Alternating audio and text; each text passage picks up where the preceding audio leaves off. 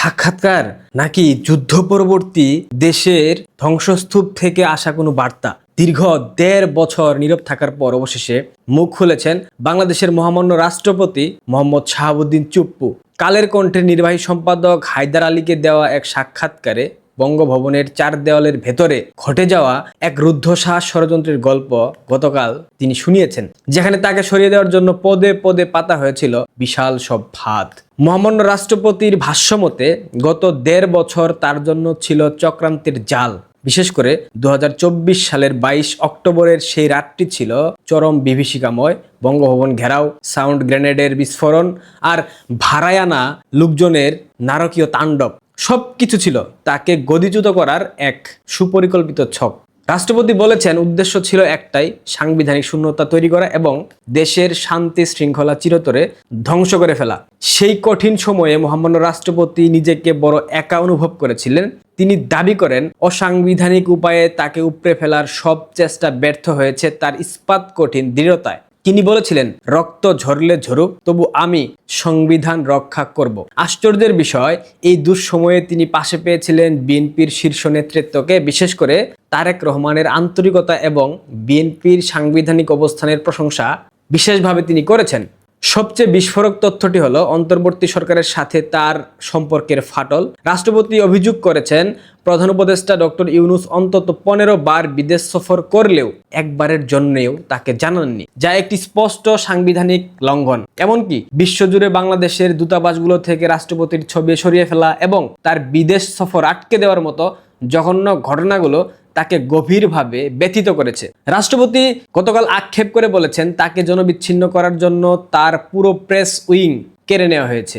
এমনকি ক্রিকেট দলের জয়ের জন্য একটি অভিনন্দন বার্তা দেবার ক্ষমতাও তার ছিল না। তিনি এখন নিজ প্রসাদে এক প্রকার প্রতিবন্ধী হয়ে আছেন। তার প্রশ্ন, কেন তাকে এতটা অন্ধকার রাখার চেষ্টা করা হলো? একজন রাষ্ট্রপতি যখন নিজে অভিযোগ করেন যে তাকে সরিয়ে দিয়ে একজন সাবেক প্রধান বিচারপতিকে রাষ্ট্রপতি বানানোর চেষ্টা করা হয়েছিল, তখন পর্দার পেছনের রাজনীতি নিয়ে বড় প্রশ্ন দেখা দেয়। রাষ্ট্রপতির এই বিস্ফোরক সাক্ষাৎকারে কি শুধুমাত্র তার ব্যক্তিগত লড়াইয়ের গল্প, নাকি বাংলাদেশের রাজনীতির কোনো গভীর সংকটের পূর্বাভাস?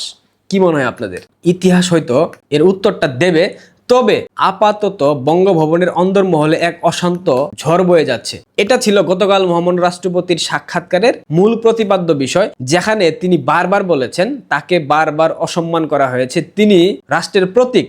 সংবিধান অনুসারে তার সক্ষমতা, তার ক্ষমতার জায়গা কতটুকু সেটা আমি বলবো না, কিন্তু তাকে রাষ্ট্রের প্রধান হিসেবে যেটুক সম্মান করা উচিত ছিল সেইটুক সম্মান অন্তর্বর্তীকালীন সরকার করেনি। তার বিরুদ্ধে গিয়ে যত প্রকার কর্মযজ্ঞ সবকিছু করেছে। তার বিদেশ সফর আটকে দেওয়া হয়েছে, তাকে সাংবিধানিক স্বীকৃতি দেওয়া হয়নি, তাকে অবরুদ্ধ করে রাখা হয়েছে, তাকে হসপিটাল ট্রিটমেন্ট করতে দেওয়া হয়নি, তাকে বঙ্গভবনের বাইরে বের হতে দেওয়া হয়নি। এমনকি যতগুলো অধ্যাদেশ হয়েছে জারি, কোনো অধ্যাদেশেই তার থেকে কোনো প্রকার মতামত কিংবা পরামর্শ নেওয়া হয়নি। এমনকি ডক্টর ইউনূস গত ১৫ মাসে একবারের জন্যেও তার সাথে সাক্ষাৎ করেনি, যেটা স্পষ্টত সাংবিধানিক লঙ্ঘন। আমি যদি মুদ্রা কথা বলি, মহামান্য রাষ্ট্রপতি যে একজন রাষ্ট্রের প্রধান, সংবিধান অনুসারে তাকে সেই সম্মানটুকু দেওয়া হয়নি। পাশাপাশি রাষ্ট্রের যে একটা সংবিধান আছে, এই সংবিধানকে বৃদ্ধাঙ্গুলি দেখিয়েছে ডক্টর ইউনূসের সরকার। এই ব্যাপারটা নিয়ে, এই সাক্ষাৎকারে নিয়ে আওয়ামী লীগের মধ্যে একটা বিশাল দ্বিধা বিভক্তি দেখতে পাচ্ছি। অনেকেই অনেক কথা বলছেন, সাংবিধানিক ভাবে চুপ অনেক কিছু করতে পারতেন, মানে রাষ্ট্রপতি তিনি করেন নাই। অনেকে বলার চেষ্টা করছেন তিনি ডিপ স্টেটের দালাল, অনেকেই বলার চেষ্টা করছেন তিনি বিএনপির দালাল, কারণ তিনি একাধিকবার বিএনপির প্রশংসা করেছেন।